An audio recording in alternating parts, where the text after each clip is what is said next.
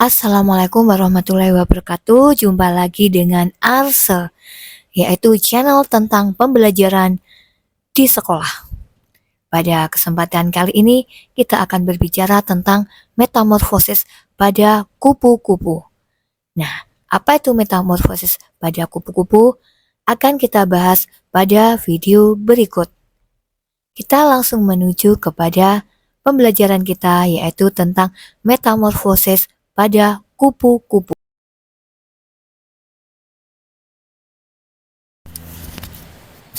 Nah, pada kesempatan kali ini kita akan belajar tentang proses metamorfosis kupu-kupu. Nah, apa itu kupu-kupu? Kupu-kupu adalah binatang yang terbang ada di sekeliling kita yang biasanya bertebaran untuk mencari bunga dan untuk menghisapnya. Nah, terus bagaimana cara perkembangbiakannya atau juga terkenal dengan yang namanya metamorfosis. Nah, berikut ini adalah akan kita bahas tentang kupu-kupu dan metamorfosisnya. Nah, kupu-kupu berkembang biak secara generatif. Terjadi apabila ada pembuahan, yaitu peleburan sel kelamin jantan dengan sel kelamin betina. Nah, individu yang dihasilkan memiliki sifat perpaduan dari kedua induknya. Ia juga merupakan makhluk hidup yang berkembang biak dengan menghasilkan telur, sehingga disebut ovipar. Nah, masih ingat apa itu yang namanya ovipar?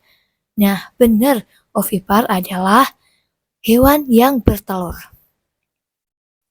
Sedangkan proses perkembangbiakan kupu-kupu bisa disebut dengan metamorfosis. Nah, metamorfosis ini akan kita bahas di video ini. Nah, metamorfosis ialah proses dari ulat menjadi hewan baru atau fase sempurna, yaitu kupu-kupu. Pada prosesnya terjadi cukup panjang dan lama, namun sederhana. Nah, yang pertama ialah mulai dari telur yang diletakkan oleh kupu-kupu pada daun dengan tujuan nantinya daun tersebut bisa menjadi bahan makanan ulat tersebut hingga mencapai dewasa. Nah, kita dapat melihat gambar di samping ini yaitu kupu-kupu yang sedang bertelur. Nah, ini prosesnya bertelur di daun atau di daun. Nah, setelah bertelur, telur tersebut ini gambarnya berwarna putih ya biasanya.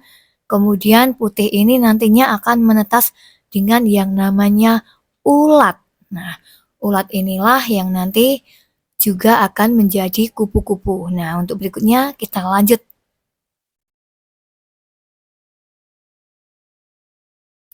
Nah, ini dia. Setelah tiba waktunya menjadi pupa atau kepompong dan dalam beberapa hari akan menjadi kupu-kupu. Nah, ini tadi setelah menjadi ulat kemudian menjadi pupa atau kepompong. Ini kepompongnya prosesnya yaitu kalau manusia biasanya bertapa ya karena harus berdiam diri cukup lama.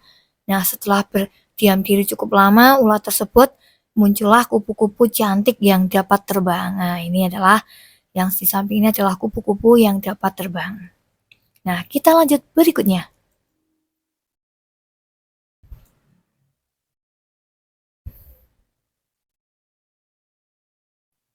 Nah, ini kita bahas dari larva dulu. Larva adalah ulat yang tumbuh dan khusus untuk makan serta mengalami molting. Beberapa kali kemudian larva membungkus dirinya sendiri dalam kepompong dan menjadi pupa. Tahapan larva sangat berbeda sekali dengan tahapan dewasa. Nah, ini adalah larvanya atau juga disebut dengan kepompong. Kita lanjut. Nah, ini jika masih membahas tentang pupa, yaitu pupa merupakan tahap di mana jaringan larva mengalami pembelahan dan diferensiasi sel-sel yang sebelumnya tidak aktif pada tahap larva menjadi organ tubuh seperti kaki, sayap, antena, organ reproduksi, dan organ lain dari insekata. Akhirnya, imago atau hewan dewasa keluar dari kepompong. Nah, untuk lebih jelasnya kita bisa melihat gambar di samping ini, yaitu kurang lebih 1 minggu telur kupu-kupu akan menetas menjadi ulat. Kemudian ulat berumur kurang lebih 2 minggu akan berkembang menjadi kepompong atau pupa. Kepompong kemudian berkembang menjadi kupu-kupu setelah kurang lebih dari 10 hari. Nah, dari prosesnya dari telur, ulat, kepompong, menjadi kupu-kupu prosesnya 10 hari. Nah, kita lanjut. Nah, atau lebih jelasnya lagi, waktu metamorfosis adalah sebagai berikut. Telur menempel pada daun inang lamanya 2-7 hari. Setelah itu menetas menjadi ulat. Ulat atau larva berumur 14-20 hari dengan berganti kulit 4-5 kali. Pada umur itu, mengkonsumsi daun setara luasnya 20 kali 30 cm, kemudian membungkus dirinya menjadi kepompong. Nah, banyak juga ternyata daun yang dimakan satu ulat ya, apabila ulatnya ada 10, nah nanti daun-daunnya pun juga akan berkurang banyak. Nah, berikutnya adalah kepompong atau krisalin atau pupa berpuasa dan berinteraksi selama 14-16 hari. Butuh waktu 1-2 jam untuk mengeringkan sayap sebelum siap terbang untuk pertama kalinya. Nah, berikutnya adalah kupu-kupu dewasa atau imago berumur 14-24 hari, di mana sekitar 7% hidup imago digunakan untuk kopulasi.